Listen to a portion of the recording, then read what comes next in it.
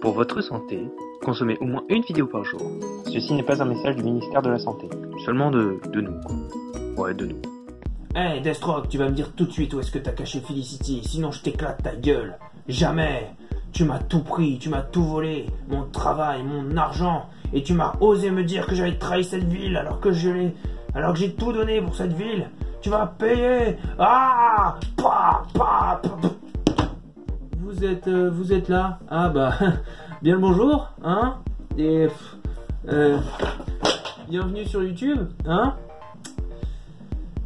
Eh merde. Bon, bien le bonjour et bienvenue sur YouTube. Aujourd'hui, nouveau concept. On va être nostalgique et on va s'intéresser au passé des grandes entreprises. Tu veux plus de détails, c'est ça peut-être? Ouais, je m'en doutais. Je continue? D'accord. Il y a des entreprises que tout le monde connaît. Tu vas dans n'importe quel bled, n'importe où, tu dis Apple et il y a tout le monde qui connaît. Même s'ils n'ont pas d'iPhone, même s'ils n'ont pas d'iPad, ils connaissent. C'est comme Amazon, c'est comme Netflix, c'est comme Microsoft. Tout le monde connaît ces grandes entreprises. Mais si tu poses la question de savoir d'où elles viennent, quelle était l'idée de base, qui sont les créateurs, là tu as beaucoup moins de gens qui te répondent, bizarrement.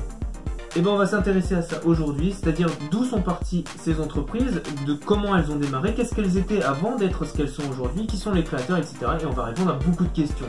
Ouais, c'est une vidéo plutôt informative que drôle, mais rien ne t'empêche d'être drôle quand t'apprends des trucs, tu sais. On commence ou t'as d'autres questions? Et pour ce premier épisode, on va commencer par un site que tout le monde connaît. Tu peux l'avoir sur PS4, sur Xbox, sur tablette, sur téléphone, et bien sûr, sur Internet. C'est un site Internet en fait.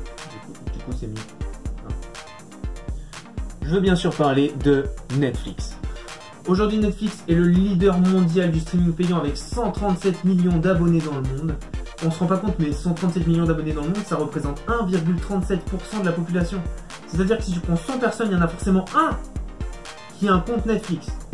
Et si tu comptes les 5 autour de lui qui lui piquent son mot de passe, t'as 6 personnes dans 100 personnes qui ont Netflix. C'est énorme. C'est monumentalement énorme. C'est peut-être un peu excessif, mais c'est énorme.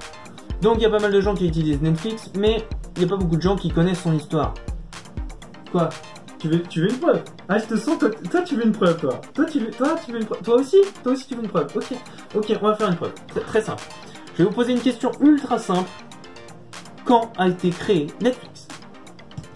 Je te laisse le temps de réfléchir un petit peu.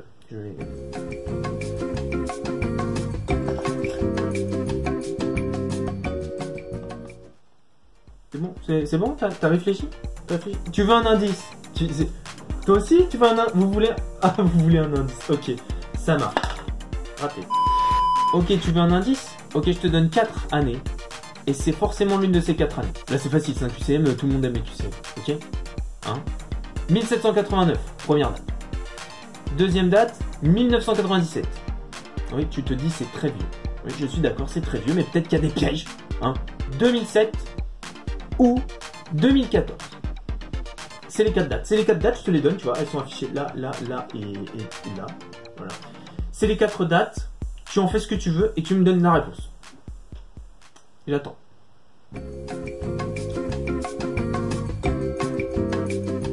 C'est bon, t'as trouvé? Allez, je te donne les résultats. Évidemment, c'est pas 1789. Je pense que dans le mouvement de crise qu'il y a en ce moment en France, tout le monde connaît la date de 1789. Ça me paraît évident que c'est lorsque le voyageur britannique Alexander Mackenzie a découvert un lac en Arctique et lui a donné son nom.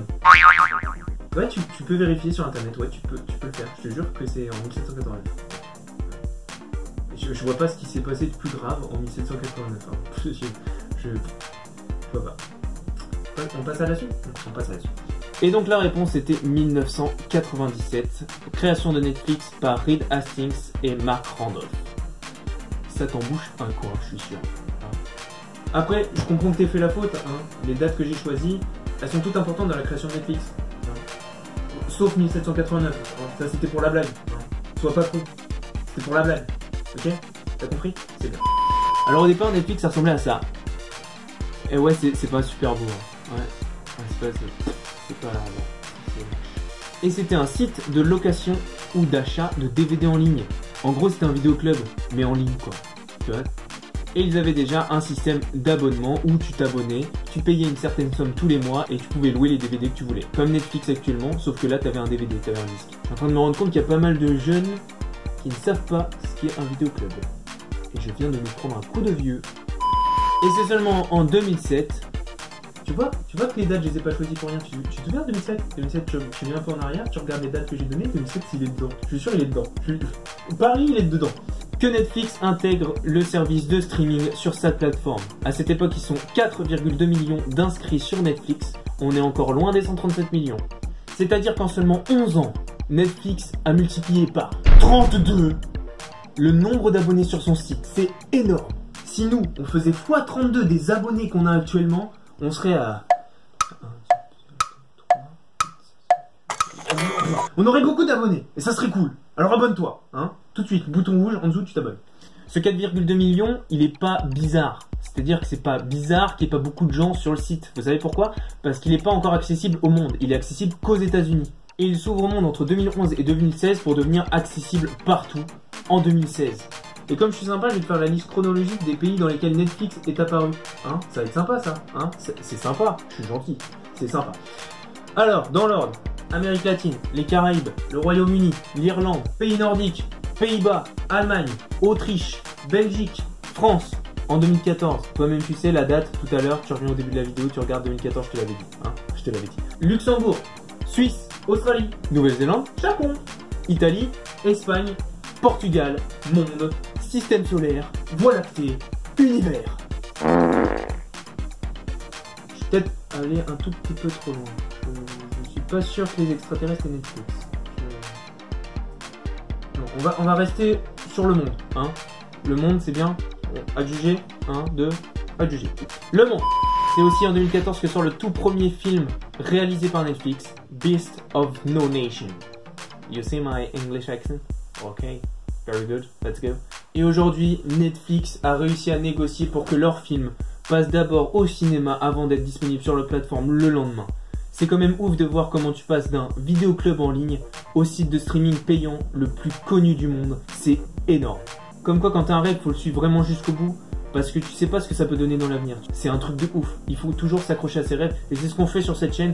J'espère que la vidéo t'a plu. Hein, j'espère que t'as appris des choses sur ton site de streaming préféré. Sauf si tu regardes des trucs illégaux. Mais ça, c'est pas bien. Faut pas le faire. C'est pas bien. Illégal, c'est illégal. Hein.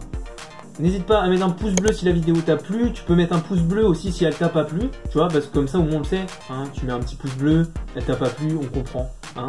N'hésite pas à t'abonner à notre chaîne, hein. Tu pourras voir plein d'autres vidéos, la suite de cette série, par exemple on pourrait parler d'Amazon, on pourrait parler d'Apple, etc. Le gaming avec le deuxième J de JJ, hein. Tu pourras voir des critiques sur des séries, des critiques sur des films, etc. On fait plein de choses, on s'amuse, quoi, hein, on s'amuse, voilà. J'espère que tu t'es amusé, quoi.